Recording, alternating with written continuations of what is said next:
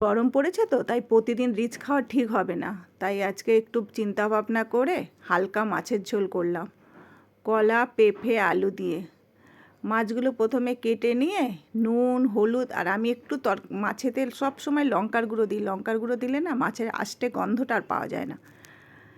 তাই এত কিছু করেও ছেলে মাছ খায় না, তো ওর জন্য সব সময় একটু চিংড়ি নিতে হয়। মাছের ঝোলায় যাই হোক, একটু চিংড়ি দিলে যদি একটুখানি সেই তরকারিটা খায়, হাফ তরকারি তো মুখেই দেয় না।